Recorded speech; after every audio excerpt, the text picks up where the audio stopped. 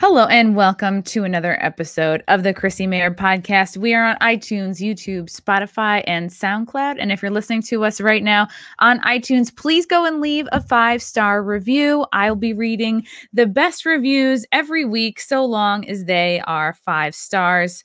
Quick shout out to our sponsor, Cushy Dreams. They are my number one stop for CBD products. They specialize in super high quality, premium smokable CBD. And it's a CBD rich hemp flower, aka some people call it bud, in tins. And they also sell pre-roll CBD joints, which I am definitely a fan of. Like for me, I get super anxious. I'll have a couple of like puffs or whatever right before bed, and it calms me down. And it's good for keeping anxiety down throughout the day. It calms down my body, my mind, all that good stuff. You can enjoy all the health benefits of CBD without getting high. There's under 0.3% THC in all of these products. It's cannabis that ships directly to you. It's legal in all 50 states. Join the men and women who are sick of vapes and gummies and want to smoke their CBD. It looks, smells, feels just like high quality marijuana. It kind of tastes like it too, but they take the artisan approach. Every run is in a small batch. It's 100% hand trimmed, never machine trimmed, and they do tons of independent lab testing. And all of these results can be found on their website, Cushy Dreams. They do this to ensure compliance, purity. Every batch is slow cured for 2 to 4 weeks to guarantee maximum freshness and preserve flavor and cannabinoids. And best of all, it's grown here in the USA. Cushy Dreams has CBD flower and pre-roll joints that come in specific indica or sativa blends. They have different fun names like relax, dream, energy, create. So really whatever you want to do with your day, Cushy Dreams has a strain for you. So go to cushydreams.com right now. That's KUSHY dreams.com and get some high quality CBD bud. At the checkout, use promo code CMP for 20% off every order. First, second, third, doesn't matter. And I think free shipping too. Quick announcement. I'm going to be doing stand-up in New York City. Very exciting. Come check us out. We're going to do Comedians of the Compound again at Stand Up New York on April 9th. So go to Stand Up New York's website and get some tickets to see myself, Anthony Cumia, Aaron Berg, all the boys you know and love from Compound Media. Check us out and go to my website, ChrissieMayr.com, for more dates and more tickets. I'm so excited to have this gal on the show today. She's kind of a big deal. Has an illustrious 31-year comedy career that any of us comics would die for. She's kind of done it all. She's performed in at least 7, I don't know if it's more, of the Comedy Central roasts. She's the former queen of mean. You know her, you love her. It's Lisa Lampanelli. Hi. How you doing? Oh my God, talk about the perfect advertisement for me not to hear, because I am so not a drug person and I learned so much listening. I was like, maybe it's time to try the pot. So thank you for that announcement. Ooh, I should send you some. Yeah, I was like, I don't know. Cause you hang out with comics. There's always weed around. But then I would get high and then I would just get nothing done for the rest of the night or day Well, that's what's funny about me as a comic. Like I literally I even worked before that. I was a journalist and before I started comedy, and I worked at places that were like really cool, like Rolling Stone, Hit Parader, which was a metal magazine. I never saw a drug. I was so uncool. No one wanted to hang around with me and share anything. So I smoked pot a few times in college, hated it because of just kind of what you just mentioned, not getting anything done, but I'm semi-retired. So I got nothing to do anyway. Yeah, that's so interesting. So you missed the drugs. You've missed getting Me Too'd. I missed the alcohol. Alcohol, I just always hated the hangovers. And this is definitely an eating disorder thing. I absolutely wanted to save my calories for food. I love food. Yeah. So I'm like, why am I going to waste it on some gross hangover when basically I could just eat a chocolate cake? Yeah, you'll learn right away, like go vodka soda. For a while I was doing vodka tonic, and then you're like, oh no, there's too much sugar in that. So yeah. Isn't it crazy the stuff we kind of deprive ourselves of just because we want to be a physically certain way. And it didn't work. And now it's like, okay, get your stomach cut out, and you're still like hate how you look. So it's like, oh, you know what? Women, we can't win. And a lot of men too, you know, they go through the same stuff. I wonder if some of these food issues that we get are kind of inherited, because I remember almost like it was something I bonded with my mom over. We did every diet together. We did the South Beach diet together. We did Atkins. I remember we both got into like, we're eating like the weird Atkins chocolate. And then you learn about maltose, and it makes you have crazy diarrhea. You stay away from, you know, you read about the funky ingredients that just like make you poop a lot. Well, I remember my mom, because I'm way older than you. My mom is 91 now. And I remember the poor woman in the 60s doing like the cabbage soup diet, which is literally eating cabbage soup and farting and shitting your pants. So, oh, good. It's just a terrible thing. And I think we see our mothers or fathers or whoever, aunts, uncles act a certain way. And we're like, oh, okay, I better do that too. But that's what I love in my new show. Cause I mean, there is not a diet or exercise plan I did not try. Like, dude, Weight Watchers. I love the bitch who stands up at a Weight Watchers meeting, by the way, and says how many points in a banana. I'm like the chick got fat eating fruit. I mean, we all know what you're really eating. So I think the food stuff, if we're just honest about it and open about it, other people will sort of go, ooh, me too. I get to not feel so much shame around it. Yeah, and I remember I joined Weight Watchers because I had done them all with my mom. We did the Master Cleanse. You ever do that where you drink for 28 days, just nothing? Put it this way, I did not have the wherewithal to do that because I always needed to chew something. Even now, you know, I never had full blown, obviously, you know, and thankfully I never had full blown anorexia or bulimia or anything. But even now, I'm like, always the mouth has to be doing something. I'm always chewing gum. I order it. I subscribe and save on Amazon on my particular type. And I'm like, dude, it's just an oral thing. And I freaking hate it. I wish I could just sit and be calm. I can't. Would you ever like smoke? Were you ever a smoker? No, I wasn't that cool. I was like a big, like kind of nerd. I tried to smoke once in college, my first year, and I didn't know how to exhale or inhale. So I would just kind of have it in my mouth and blow it out. And some guy pointed me out and called me on it and said, "You're not even inhaling, are you?" And I was like, I guess I'm not fooling anyone. So I transferred college and left. That's what you do. I overreact. Lisa, did you know that if you are trying to quit smoking, you should try Lucy Nicotine, Lucy Nicotine Gum. Oh, wow. This is my first time trying to do this in a conversation. Please bear with me. Well, I think that was seamless. Here's what I would have done. I said, you know what's wild? If you did ever try smoking, I heard about this new thing. Like, oh my God. Do you know that Lucy Nicotine was a company founded by Caltech scientists and former smokers looking for a better and cleaner nicotine alternative? They were like, finally, tobacco alternatives that don't suck. These products were researched and developed for 3 years to be made for people, not patients. They've got 3 different flavors: wintergreen, pomegranate, cinnamon. I don't smoke, but I tasted all these flavors and they don't taste like chewing on a cigarette. So I'm on board and I would recommend this to somebody.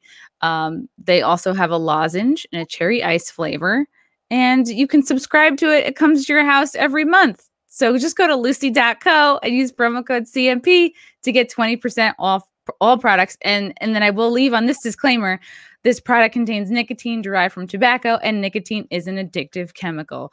Woo, that's difficult. Well, you know what I'm going to do? I'm so impressed that you're a podcast with actual sponsors, you know, like so many people who just have a microphone and talk, that I'm going to take up smoking and then use that to quit 2 weeks later. How's that sound, Caltech? Yeah. That. All right. It's so funny what you said about like having to always have something in your mouth, because I remember when I was doing the Master Cleanse with my mom, and we did it, of course, because we heard Robin Quivers lost like 20 pounds on it like that. Beyonce did it. So we were all about the quick fix, because I don't know if that's part of like the, like, I always say like the mental illness of eating disorders, but we were like constantly on a diet. And it got to the point where like I did it like 28 days and I would just go up to people's food and I would just smell it. And that would be like enough for me. Oh, and I was such a creep. I'd be like, can I smell that? Well, there's like this whole thing where people actually, if you have like a severe eating disorder, where you'll chew the food and spit it out. And I'm telling you, I've never done that, but it sounds really smart. But what's weird is, this is why I've talked to this guy last week who's an expert in eating disorders for his podcast. And he said like people with eating disorders are the smartest addicts in the world, because you have to manipulate something you can't not consume. You have to consume food, so they use their head. And it's like, wow, this is really interesting. One time even I was in a food rehab program for 28 days. Wow. And like, okay, that's committing to really try to solve things, you know?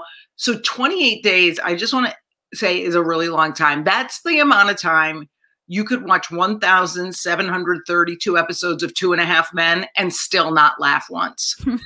So it's like I committed hard. And those girls in it, most of them were bulimics and anorexics. Those chicks, they had tricks. Like they would let the food slide down their legs so that it would fall on the floor. I, of course, would grab it and eat it. Oh my God. So they would like drop it like, oops, it's all gone. Yeah. But yeah, it's a very sad, horrible disease, but it takes a lot of brains and manipulation to get it going. I'm just imagining, like, I remember in college when I didn't want to take the shots during like, you know, diving or swimming initiation, I would just like put it in a plant behind me. Like, I wonder if you like girls there, like taking their food and just being like, ooh, just putting it in a plant or something. Like, why is there a cheeseburger in here? I mean, they used to actually lock the bathrooms so they couldn't go in there and purge and stuff. And that's what's weird. As a overeater, I was the only fat chick in the place. So I'm going, wait a minute, they have to follow one set of rules. I'm supposed to follow different ones. I was so confused. I left after 26 days. I was like, I can't be around this anymore. It's really funny to like gone, God, age 18 to 50 and working on it so hard. But you know what? It'll be the great work of my life. I'll never be truly cured. And we just got to keep going. It is. It's like, have you found that any one of these diets is the best? Because I remember after all of these, my friend was like, go to Weight Watchers. That's the most sane one. And then just like you said, I get there, I get to the meeting and I hear this woman being like, well, I ate a bag of like a garbage bag full of popcorn. It was only this many points. And I drank all this diet soda and it was no points. And I'm like, to me, this doesn't seem like the way. Well, here's the thing. Diets do not work. We've known this. Scientists have known this for years. These companies are set up for you to fail. So you keep going back. My first joke ever 30 something years ago was like literally during my first open mic, I said, oh my God, I just lost 85 pounds on Weight Watchers. Clap, clap, clap, clap, clap 3 times. And it was actually true, because it's not just like Weight Watchers, it's Jenny Craig, Nutrisystem, any of these diets. Deprivation leads to binge. So if you just allow every food in the house in a quantity that you could never eat in one sitting, it's better because the food is there in case you need it or want it and you don't feel the need to have it. But a lot of people won't trust themselves with the food in the house. And with the pandemic, I was like, all right, you know, I lost the weight. I want to keep it off, but I have to allow food in the house, and because we can't go out a lot. And it works a lot better, but there's still that fear of like, oh my God, suppose I gain weight. So what? That's the whole thing too. The fat phobic society we're in, where if you're fat, you're a failure because you're so shame-based with how you look. And that's a tough thing to fight too, because there's always that voice going, not good enough, not good enough. So we do our best. And what's funny is people can accept their faces much more than they can accept their bodies. So I'm like, I'm okay being an old 59-year-old bitch with wrinkles, but from the neck down, I got to keep the weight off. So it's all a struggle. And I definitely agree with you about having it around you. Like, especially now, I'm like, oh, it's Easter. We got to buy all this candy. Yes. Secretly, I'm like, yes, lint balls. And, but I remember I would do, God, I think it was South Beach. And the treat on South Beach was like something with ricotta cheese and cocoa dust. Yeah. I was like, I'm eating chocolate cheese. I would eat a lot. And then I would be like, I still want chocolate. Like, it wasn't hitting the spot. Yeah, it's just funny to me that it isn't funny. It's sad that we bought into it all, because we did see it from teachers, our parents, and whoever, and just society. And, you know, in my show, I mean, I'm really honest about everything I tried. And then I'm like, and I still had to get weight loss surgery, like Jesus Christ. And then there's the shame of that. Like, oh, you're so weak that you had to do the surgery.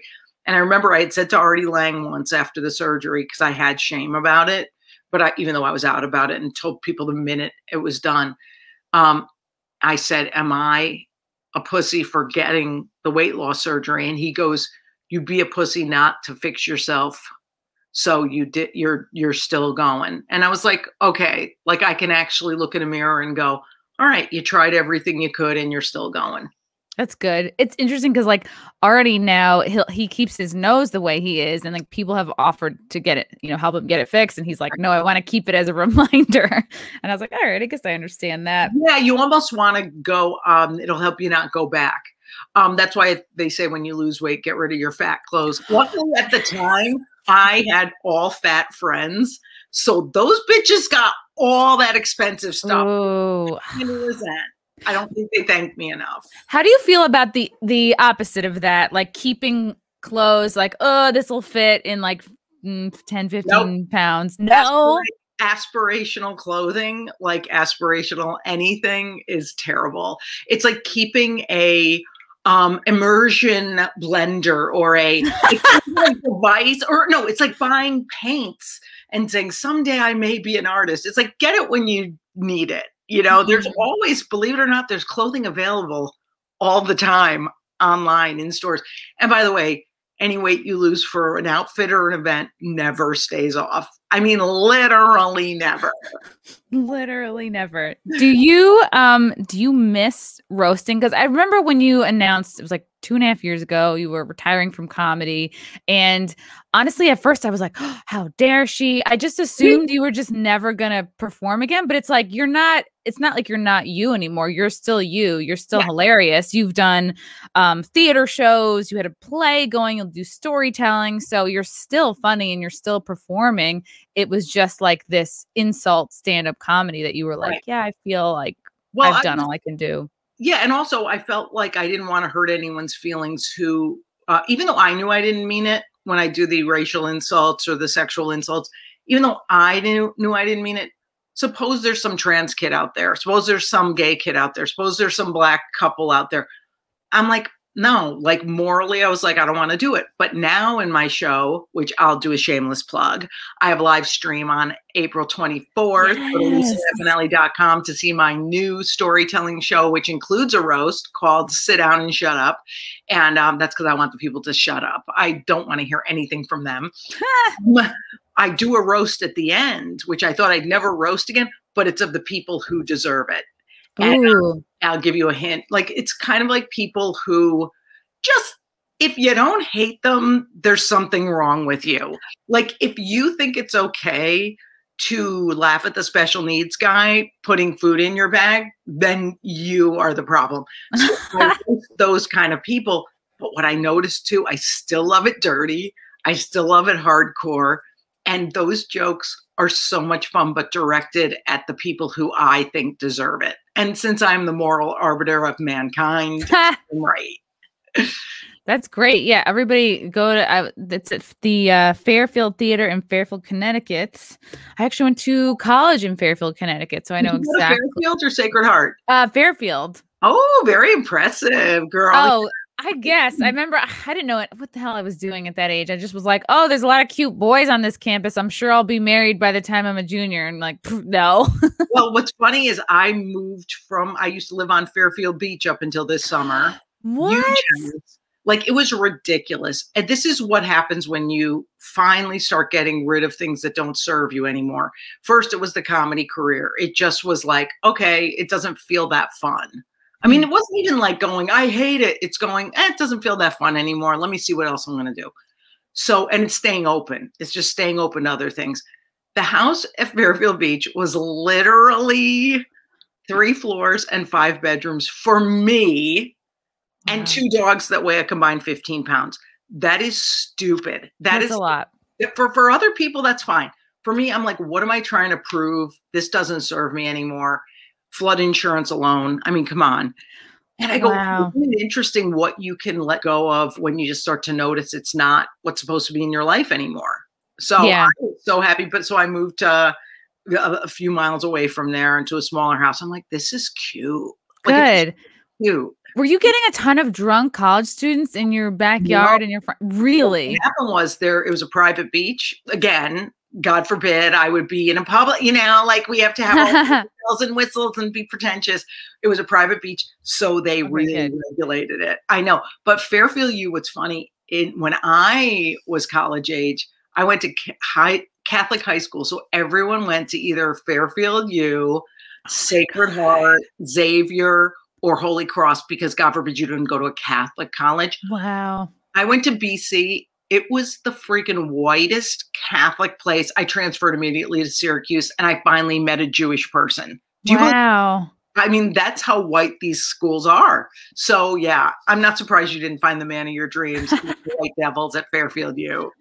But I also was just like hammered, and I immediately put on like 20 pounds. So I just was like, and it was a really hard time. All the while I'm trying to be like a Division I diver. So I'm like, Wow. I'm like drinking and eating froyo and gaining weight, but still somehow pulling off, jamming myself into a swimsuit and like doing okay.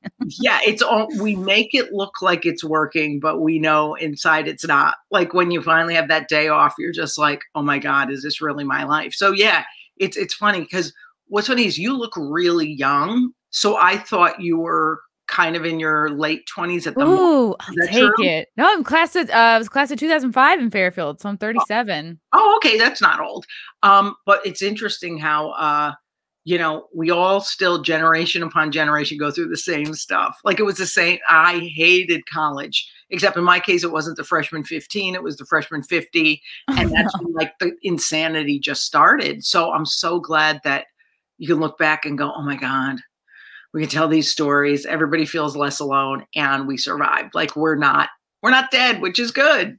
That is good. I'm happy to hear that you still do some roasting. It's not like, because you were the only woman doing roasting. Like it sounds like so corny to be like, you paved the way, but like you have been such an inspiration to like myself and so many other female comics. Like you're just like badass. Like you did not give a shit. Like listening to the old roasts. Like it was just amazing to watch. I remember always my manager calling with these roasts, and she's like, okay, like you're the only woman comic on it. Cause there'd be other women, like, you'd have like Maureen McCormick from the Brady Bunch or whoever, like whoever was in the moment. I'm like, wow, there's nobody else who does these. And I just thought it was cool as F. But also remember back in those days, I wasn't really a woman comic. I was more just like a comic because I was this weird, like, older chicks, didn't start comedy till I was 30. It's like, oh, she's not a guy. She's not a girl. Like, I don't know what she is. And it's like, okay, she just does comedy like a guy. So I just enjoyed the hell out of it, man. And then, yeah, again, looking back, I'm like, oh, those roasts were pretty enjoyable. I mean, they're hard because they're a lot of work. I mean, they're really hard. Oh my God. Yeah. I just did a few, when the roast battles were like really in vogue a couple years ago. And I know like in New York City and in LA, there were like these roast battle couple scenes going on. Oh yeah. And it's so much work. It's more work. I would put more work into these roasts than like my actual set. And I'd be like, what am I doing? And then you never can use these jokes again unless you roast a similar person. Well, I found this great way around never using the jokes again. I remember the first time I pursued going on Stern was right after my first roast, which was the Chevy Chase one. And I was like, oh, I bet if I go on and I tell Howard all the jokes they cut out, that would be a cool, like, little shtick to do. And so then I kept going on after that and doing that kind of thing. And it's like, I never like to waste jokes. And also sometimes I would put them in my act. I'd be like, dude, but the people have to be famous. See, roast battle, those guys aren't famous yet. But if you go like, oh my God, this freaking David Hasselhoff, and they'd clap and then you do those jokes. So it was pretty good. I didn't like to waste time in real estate of jokes. How did you know that you had a strength for roast jokes? Like, was Chevy Chase the first roast you did? Yeah, that wasn't how I knew. I knew I'd be good at it because when I first started comedy, I was just doing normal comedy, talking about myself or weight struggles or family or whatever. But I noticed during my first set ever, I did an ad lib. And I remember watching the tape because it was VHS in those days. And I saw two guys high five in the background, in the back of the audience. So I go, ad lib. Okay. So make a note to yourself. Like the whole thing I tell people now is like, just notice your life. Like stop just not noticing. Ooh. So I noticed I loved it. Then I would listen to tapes, cassettes in the car on the way home of the set from those nights of open mics and different things. And I noticed the only time I laughed out loud was when I was ad-libbing with the audience. So then I started like insulting them and having fun with it. And I noticed like no one's really getting mad at me. So I have this like little gift that makes them know I don't mean it, because I didn't. Unless it's a heckler, then it's all, you know, it's on. But I was like, oh, okay, I'm just going to follow that. So I just followed that path of like talking to the audience and insulting them. And then thank God the Friars Club noticed that I was good at it. They pushed Comedy Central to put me on Chevy Chase. And then it was like forever after that, they would ask me to do it. Wow. So it was pretty badass. I mean, again, I feel like Johnny Lawrence from Cobra Kai. Yes. I love that show. I know. Isn't it the best ever? So I think it's really interesting to have done that and have happiness around it. Like, but I don't miss it because I get to do it in a little more tailored form on the new show. Did you feel as though that very first roast, like looking back, was it kind of an audition in a sense for? Oh my God, dude. It was literally where, okay, I had bought my first apartment. Wow. And, you know, it was right after September 11th. So prices in the city were pretty low, but my parents had co-signed a mortgage for me. The apartment was like literally 360 square feet, little studio. It was so cute. I like wish I lived there now. Where was it? Tudor City. So it was right near the UN. So I remember closing the door on the way out the door before the roast, looking back and going, like, it's so corny, but I was like, when I come back, my life will have changed. Ooh, for the bad. Lifetime movie. Yeah. Like, who knows if it's the good or the bad, right? Yeah, it felt so Lifetime. I was so dramatic. I still knew it was big. Yeah. Yeah. So the freaking roast, thank God. I went up 13th. Everyone was bombing. It's famous for everybody bombing. But, you know, everybody talks about it. And then during the broadcast, I had done so well during the roast part because I was like, this is my freaking chance. He's not going to throw me off, that they put me up and it looks like I went up third. So they moved me up in the order. So I knew that was a real compliment. But dude, when I walked out the door after the day after it aired, I literally thought I was going to be recognized on the street. I walked out and I'm like, hello. Hello, world. And I literally looked at my doorman. I'm like, hello, doorman. He's like, hello, Miss 3B. I mean, it's like, we don't know you. But I got to say that. And I think everything's meant to be because Chevy acted like such an a-hole on that roast. And he was so negative and wore sunglasses and was just brutal. I knew Howard would want to hear about the backstage stuff. And I go, ooh, I bet this is a way to get on Howard finally. I always waited until I was ready and had something to offer. So, I mean, I just think those are things we have to like do in life. And I think it's because I started later. I didn't try to force myself into stuff that, hey, can I come on and talk about ... You know, I knew what the focus should be. You focused on you and you were ready. Yeah. And I was just like, I have to have something to offer Howard Stern. I'm not famous yet. I have to like go on and tell him backstage stuff about Chevy, which I had, the jokes that weren't used. And I'm like, what can I do for you? And then thank goodness he took a liking to me and it was just the best gift of my whole life. Wow. I've heard other people mention Chevy's kind of a dick. Was he like the biggest dick of all the people you roasted? No one else was a dick. That's what's so wild. Hasselhoff, fantastic. Believe it or not, Trump. He at the time had a sense of humor. I roasted him twice, once in private for the Friars Club. It's really funny. And the one on TV, what happened to him? So even him, Flavor Flav was great. Flavor Flav, knowing he was going to be a joke. So he was like, I'm just laughing at everything. All I liked was the people who laughed. You know what I felt was respectful? All the jokes aren't good. Like there's a lot of guys who are lazy, a lot of people who just kind of don't put in that month long of just hammering stuff out to perfection and are lazy and dumb. And like a guy like Flavor Flav was such a gentleman and like laughed at everything like it was a killer. Same thing with Gene Simmons on A&E. Gene Simmons, oh my God, I think he just likes his name mentioned. He's like a Trump in a way, just that one way, is that they love their name mentioned so much that they want to freaking laugh at everything. So yeah, dude, no one was a dick except Chevy, and I got through it. I said, oh, well, okay, it'll never be that bad again. Who was the hardest to write for, and who was the easiest to write for? Well, they're all hard, because if you look at it as, they always would make me, or for a while made me go last, because I was always like unfollowable. So there's not much I'm good at, but like I'm good at that. So all the guys would be like, I'm going up third, I'm going up fourth. I'm like, you're a fucking pussy. So how about I just go last? Wow. Now Comedy Central, you get to pay me more, because I'm like, what am I, stupid?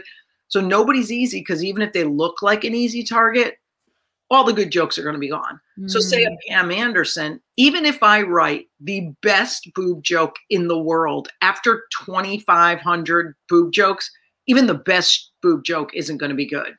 Wow. So you have to look for things that are different, qualities and traits of the people there, including the, you know, the subject, Pam, that are interesting. Like for instance, with Pam, her kids' names were like Dylan and Brandon, like from 90210. Leonard Nimoy was on the William Shatner roast. He sent in a tape. So I found like a little known fact about Leonard Nimoy. So I was just like, we have to go deeper so that it doesn't all seem surfacey and repetitive after all these guys. That's what I was wondering about. Like, wow, you go last. Like, are you sitting there going, oh, there's so many of my jokes. Not that your jokes are being taken, but like, are you subject? Well, yeah. I knew better than to waste my time on tit jokes for Pam, horror jokes for Pam. Like, stop it. Okay, enough. But some of them, like okay, here's a great one. We're sitting there, and I always invited, we all kind of have a writing team who help us.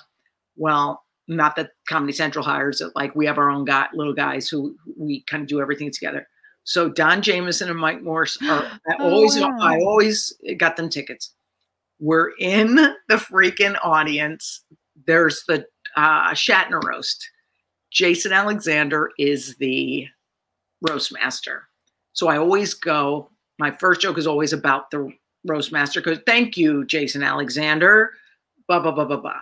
So my first joke is going to be, thank you, Jason Alexander. Come here, kiss me, so I know what Seinfeld's cock tastes like. The whole roast, Jameson and Morse, every commercial break, they're looking at me going, oh my God, nobody did that joke yet. Oh my God, nobody took the joke yet. Oh my God, like, because your opener, you just want to grab them. Dude, we, after that roast, go, I cannot believe no one did it, and I got to do it. Because it's so nerve-wracking. But when you're a woman, too, you're going to say something different, like, come here, kiss me, or whatever, or F me, or whatever it's going to be. So, we would sweat it out, man. I remember once I roasted Betty White for the Friars Club. Aw, Betty. Yeah, Morse was in the audience, like, texting me because I wasn't there till late. Morse was texting me going, okay, they didn't do anything about such and such yet. Okay, you're safe, you're safe. So it was that's good. Fun. Yeah. You could have little spies, right? Because I figured, like, I've done shows where you write, you know, like punchlines of the day based on like current events, but you go and sit through and you make sure that two people aren't doing the same one, and it's kind of more decided like who gets what. So I didn't know if that process was similar with the roasts. Yeah, I love that every idiot thinks comedy is easy after they hear us, and like also like. That's what's wild. When people go, you have such a fun job. I'm like, no, it fucking sucks. It's really hard. Like, okay, P.S. the travel. And I don't care if it was first class in these spectacular hotels. You're not sleeping. You're seeing a theater, a hotel, and an airport. You're never sightseeing. Like, it's not. No, you're not like going shopping. You're not like taking in the local flavors. Yeah, you're not going to like sites. You're not. And you're eating, by the way. If you're a food addict or a drunk or whatever, you're doing your addiction, whatever it is. So I'm like, oh my God, we're just in a hotel room getting fat the whole time. So, you know, it's not a complaint. It's a privileged complaint. I get it. I have privilege, but I'm just saying not everyone would find the lifestyle fun. No, and it's definitely not fun. I think as a woman, I was talking about this like on another podcast, like just doing the road, the the climate, like the rooms you have to stay in, like the comedy condos, like. Oh my God. Well, you know, this documentary just came out. Yes, Hysterical. And I don't know what the universe really protected me or something, because I had to stay in a comedy condo once. And it was with Gary Valentine, who's literally the nicest guy on the planet, Kevin James's brother. Totally not a Me Too-y type of guy that I know of. No, he's great. And I got lucky because I think I hit when I was older. I probably wasn't doing the road till I was 38, 39. And I kind of think I already kind of go, well, can I get a hotel instead? Or like, I'd rather like pay for my own crappy hotel. So I didn't have those horrible things that a lot of those women in that documentary. I watched it and was shocked what women went through. I was in this sweet swap between Joan Rivers and Phyllis Diller era, new comic, Amy Schumer, Nikki Glaser type era. I was this like weird thing in the middle, me and Sarah Silverman, Kathy Griffin, and Margaret Cho. And I, thank God, didn't get any crap in that way. So I go, you know what? I was so happy to not be in that documentary for those. Oy vey. And it was produced by Jessica Kirson, who is so great. When I think of like one of the nicest just people in comedy, like even when I was like just starting out, like, you know, was always so nice and never acted like she was hot shit or something. Like, I don't know, that you really remember that, you know? Yes, she's a team player. She's really cool. And she's so effing funny.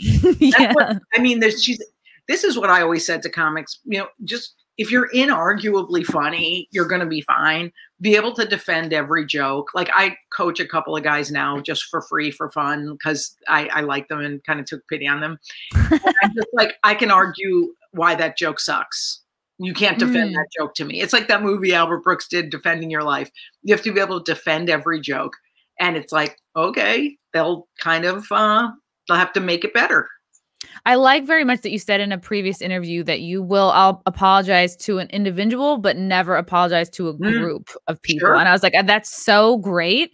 And I just think there's, I don't know, people can go on tangents about like, oh, nobody can laugh anymore. Everything's too PC, the identity politics. I do understand like an individual being hurt by a joke, because a roast I did like years ago, the girl made fun of my mom who's just diagnosed with brain cancer, and she was like, it was bad. Like it's pretty brutal, but she like but the whole crowd actually turned against her, and I was like, oh, this is great, you know, because the risk wasn't worth the reward. Like I think no topic is off limits, but like you said, you have to like you got to pull it off. It's got to be funnier, I think, than it is.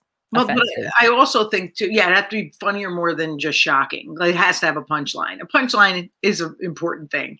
And the thing is with, I bet that brain cancer joke, some expert could have made it funny and not hurt your feelings. There's a way to do it. Like I remember years ago when September 11th happened, I think it was a Wednesday it was a Tuesday. By Friday or even Thursday, Nick DiPaolo, Colin Quinn had very thoughtful, good jokes about September 11th and the environment around it. I was never good enough to pull anything like that off. So I said, if you have the skill level, know your freaking skill level and use it. I know I can't make fun of September 11th. I used to make tons of AIDS jokes, rape, Special Olympic kids, whatever. Now I don't want to, but I feel like, okay, there's experts who could make that stuff work. I can't. So let's just do what I do best, which is kind of hurting people's feelings without hurting their feelings. You know, like I don't want them to be hurt. I just want to make fun of them. Over how many people would you say like have come up to you over the years? Like, oh, this was really, I'm offended, you know, individuals. Well, unfortunately, in the old days, we didn't have email. We had like fan letters. And by the time I got email, it was like people would occasionally be like attacking. I should have obviously ignored those, because if you're attacking, that's not the way to get an apology. The way to get an apology is, you know, if somebody has their feelings hurt, say, you know, I was really kind of hurt because ... And And then you have a dialogue. So that's the kind of person I'll apologize to, like an old guy I offended once. And it was just a great conversation after. I learned so much from him. So yeah, I wish though I had some of those emails from 30, 20 years ago saying that hurt me, because I would address them now. I remember, like I said, this old guy, when he came up and said, that joke you did about autistic kids hurt me. And I'm like, oh my God, why? And we talked about it. That's a great moment, man. That's like really connecting with somebody's soul. And we don't do that enough in comedy.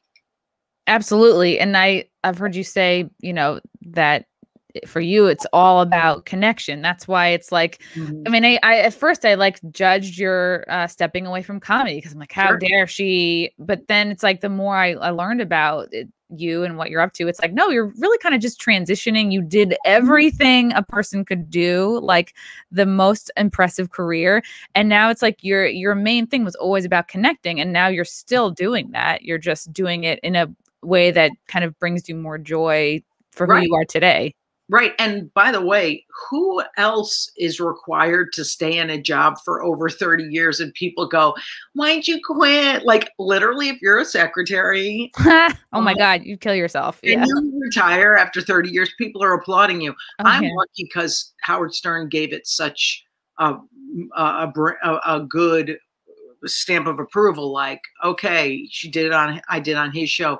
And then Dr. Drew, Dr. Oz. So people had me on with some, juice, and was like, okay, so it wasn't taken as, oh, she quit for the wrong reason. It's quitting because you don't really want to do it anymore. Like I don't think I owe the world anything. Now I owe myself like some downtime. Dude, somebody texted me just now, an old friend, and they're like, what are you doing? I'm like, I don't know. I'll maybe work like a date a year, or no, a date a month. And I relax a lot. I freaking love relaxing. I'll read a paper, and not even a good one, not even a fancy paper. I read some local papers. Like I literally just sit, and I'll have the TV on and have the dogs, and it's nothing fancy. Like, I'm not going to be like, I do meditation and yoga. I don't do none of that. Guess what I do? I walk around. I like look at the house. I look straighten up. Oh, who isn't allowed to retire? It's fantastic.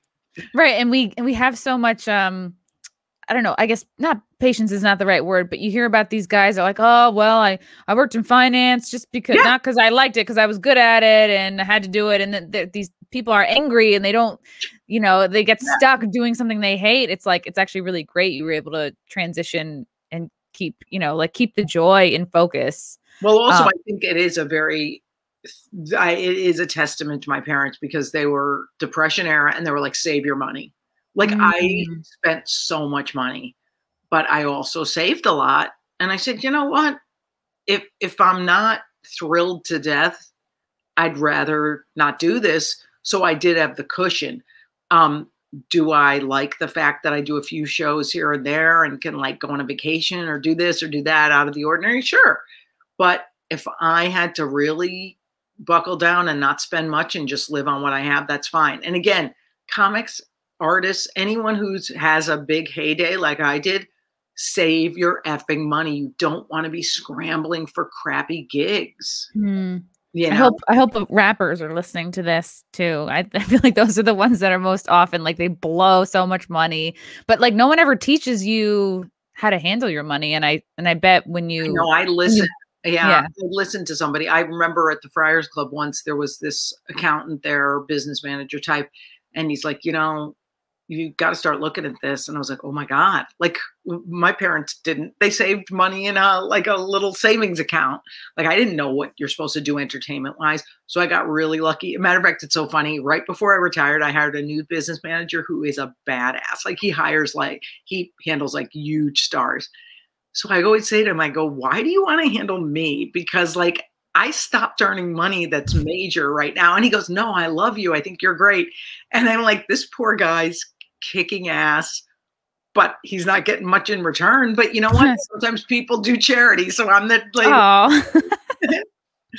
Do you feel like your dad dying kind of like kind of started you on a path of like really going deep inside yourself and realizing like, yes, I have to get out of this before I hate it? Meaning, I think, well, he was smart enough. My dad had a health problem that wasn't related to his death at all, but he had a health thing when he was 60. And he was like, screw this, I'm retiring. And he was always a painter, a fine artist. And he just painted for like 25 years.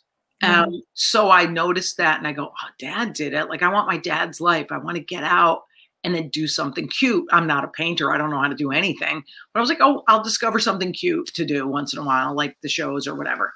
But what I did find out also through him, by observing him, I was like, oh, okay. When he passed away, I missed the caretaking part. I missed the service part. So that's why I was like, oh, okay. I can do these storytelling shows or these little events or whatever and hope I help somebody else by sharing the story. So the service part got this itch that was scratched, you know? So I think it really helped me too. How did you discover Kripalu?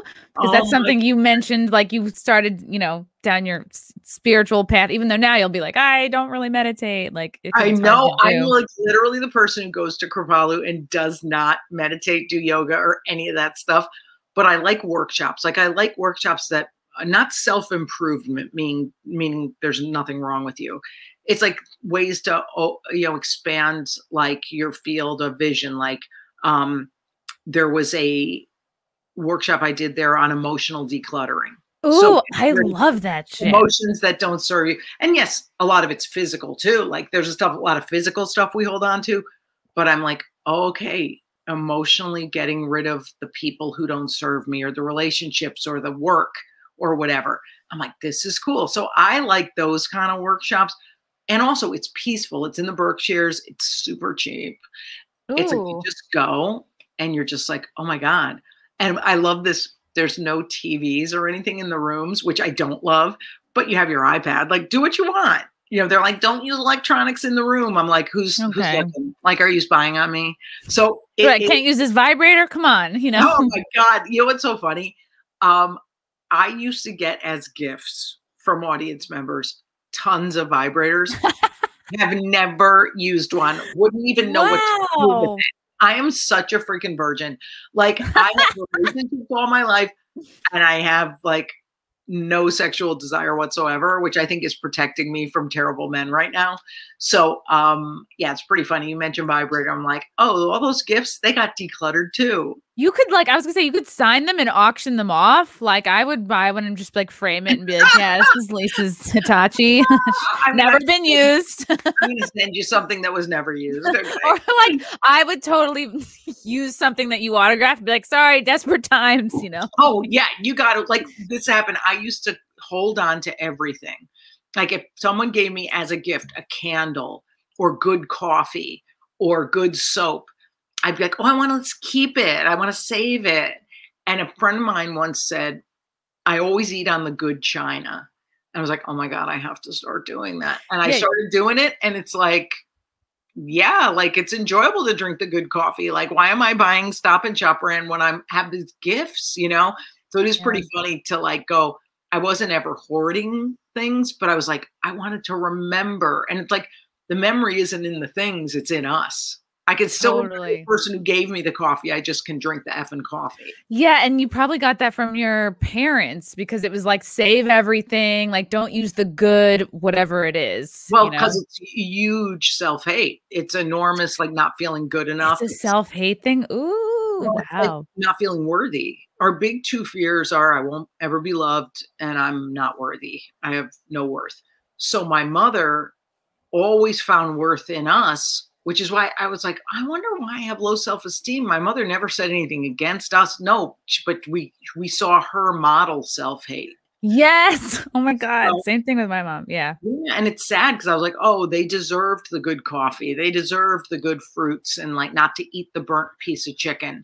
Yes. You know, yeah. My poor mother with the burnt piece of chicken, like once in a while I have to go through my refrigerator because since I can eat such small amounts now, there's tons of leftovers.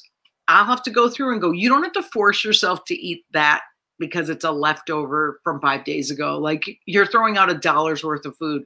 Yeah. be how your mother is. There's good things we get from the parents, like the saving. And then there's the, oh, I treat myself like crap. So Yeah. I'm really glad. My mother's in a really nice place now because she got COVID. She's 91. Oh no. She's a badass. She survived. She's a battle axe. She is in a nice assisted living now. And I'm like, I hope she's going to the happy hour. I hope she's drinking that wine. I hope and again, I can't control her, but I hope she's doing it. But I mean, in a lot of these facilities, a lot of the old people are, you know, going down on each other. Oh, it's so gross. My mother didn't have sex when she was married. There's no way she's doing nothing in there. Luckily, it's mostly women and like 2 weird guys with dementia. It's like no one's effing those 2. That's so funny, like the stuff we get from our parents. Like, because I remember, and now I'm thinking of it because it's like almost Easter time. She would not make enough food like all the time. And I think because she had like kind of a disordered eating, and it kind of passed on inadvertently to like me and my sister for sure. But I remember it was Easter and I was like going to get some ham or whatever. And my mom was like, Chrissy, the meat is for the men. And wow. That was literally just like my dad and my grandma's boyfriend at the time. And I was like, oh my God. I was like, I guess. No, it is a message too. Like, and you know, you hear something like that and it's like, what else is just for the guys? Comedy. It was wild. It's just like, that's something I feel like you would hear in like the 50s, you know? 100%. Like, dude, okay, this is my day. I will get up in the morning and I will turn on Antenna TV, which is all those sitcoms from the 50s and 60s. I crack up because they're always trying to manipulate the husband to do something tricky and not asking him. And oh, Hazel on the maid is kind of trying to run roughshod over the and I go, oh my God, this is hilarious that women used to have to do all that. Endless sneaking around. Yeah. Oh my God. And the guy, well, he is boss. Oh, George, could you possibly find it to give me $30 for a new hat? It's like you wear a new hat, but it's how it was. So it makes me laugh because it also gives me comfort just watching shows from when my parents were like living here. I think it's cute, but oh my God, at least it's changed where we could buy our own hat. Let's put it that way. And that is what's great about having your own cash. Like you don't have to tiptoe around like your own needs. Like, oh my God. My mother, I remember I owned a lot of houses at one point. And after my first Grammy nomination, my parents flew there to see the Grammys, and my brother and sister and my niece came. And it was like, I treated them all so nice. I got them suites at the Ritz-Carlton and everything. Ooh, and then we fly to this house I owned in Arizona because, you know, I had to be a show off and have a like 3rd house. So I remember my mom, though, you'd love this. She's like, and you did it all by yourself. You did it all. And she would call her friends and she'd be like, Lisa showed us her house and she paid for it all herself. So I think my mother never resented that she had to get married, but part of her probably was like, oh, if I could have only had a big career and paid for the house by myself. But it was nice that she don't notice that. But probably also so proud that like she birthed you and you were able to do all this. Well, she did love, parents don't, in my era, parents didn't think you made it till you did the Tonight Show. And I ended up doing it 13 times. So wow. they would call me. I have some of the messages saved still. They would call me and be like, oh my God, you were so great. And I knew it was like 2 hours later than they usually stayed up. So I was like, oh, that's cute that they care. So, you know, of all the effed up stuff our parents do with us, it's like, you kind of, if you work on yourself and forgiving yourself and them, kind of can come out where you don't hate anybody. It's weird. It is. I think that's the job of like the transition from like child to adult is being able to look at your parents like people and like not superheroes, and they had their limitations and they did the best they could. Well, with, you know, I had a spiritual advisor once who said, if people could do better, they would. And ooh, that's good. Even narcissists or sociopaths, like they just can't do better. But then it's our job to get out of their lives. Like I dumped a narcissist friend over COVID because I was like, what am I even doing? I can't change her. So why am I even trying? But I don't want that in my life. Wow. So we don't have to hold on to those people, but we can kind of recognize that they're just damaged. Like there's so much damage there. Isn't it harder to break up with a friend or have a friend break up with you than it is like a romantic partner. I don't know why, because I've had friends kind of like, oh, they see a tweet and they basically like write me off or like, yeah. I think it's because it's wild. friendships feel more intimate than a romantic relationship. There's something about the non-sexual intimacy, I think, that makes it really hard. And you compose these big emails or these letters to these girls or gay guys in my case, and you're just like, it just hasn't worked out and it was not meant to be and all this stuff. And like with freaking breakups with guys, I was always just like, bye. And it's terrible because like I didn't give the same respect to the guys I break up with. So, but also I think there's that sexual component that's so charged. And once that goes, that's an easy walk away. With if it's a platonic friend, you could just say later, dude. I mean, it's great. Yeah, I think when you break up with a partner, it's like you have to like bring down the gate, like quickly get into protection mode. True. Whereas you don't necessarily do that with a friend. It's like it hurts. You're like, it's like, yeah, because they didn't cheat on you. They didn't, steal your money. Like they didn't do anything. They didn't live off you for 5 years without working or whatever.